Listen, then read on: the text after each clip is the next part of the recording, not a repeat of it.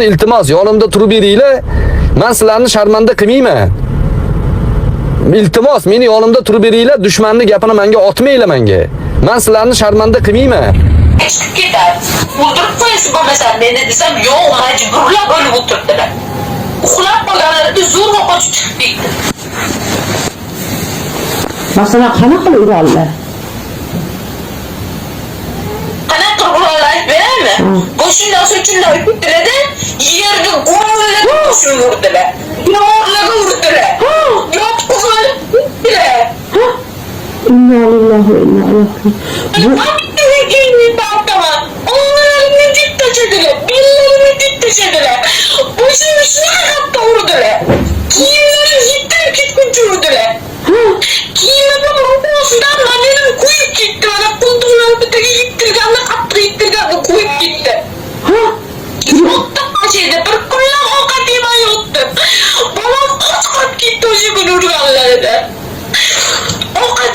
raji'un. Nimaga to'g'rimdan bir luqma o'tmadi. Bir kishiga telefon qilmadim. Yana yaxshi ketaman dedim. Keyin safar yana o'sha urish. Qulog'im shishib ketgan, ikki safar urganlarda bir taraf qulog'im qattiq shishib ketdi. Boshimga qattiq urganlarda boshim urib chiqdi. Qo'llarim ko'karib ketgan. Chiqib muz bosdim. O'shanda ham yaxshi gapirib 3 soatdan keyin yana yaxshi gapirib ketdim o'sha odam. Yana mashi mayli 2 marta 3 marta ursa mayli kechirib yuboray deb yaxshi gapirib ketdim. Keyinchalik 3 kundan keyin kelib kechirim so'rab qo'ydi, lekin boshim beraman meni naql urgandan keyin kechirim so'raganda. O'ldirib qo'ydi meni bunaqada. Yashagim keldi, qo'ynib qolib ketdi.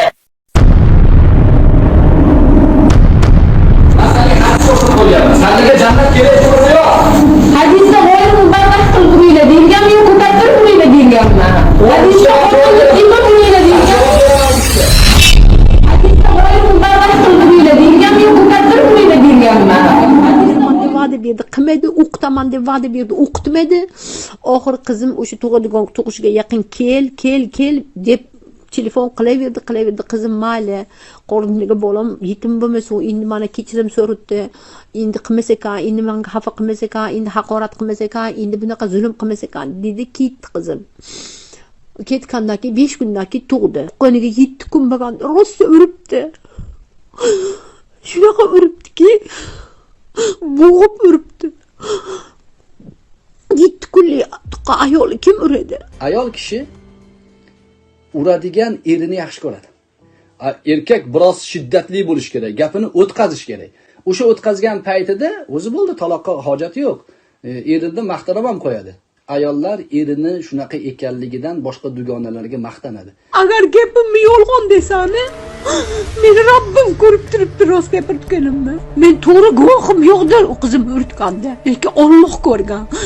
Lekin Allohim guvoh qanaqa qilib urganini, qay darajada urganini, qay darajada azob berganini, qay darajada qiynaganini Alloh ko'rgan. Ya shunaqa qattiq tishlab urar ekanki, inson tishlaydimi insonni? Boshi bilan xuddi to'pni kalla qilgandek kalla qilar ekan qizimni, boshiga kalla qilib tashar ekan. Urishni qoidasi bor, ya'ni o'sha ozor bermaydigan, ko'kartirmaydigan qilib, ko'karmaydigan joyiga solasizlar deydi.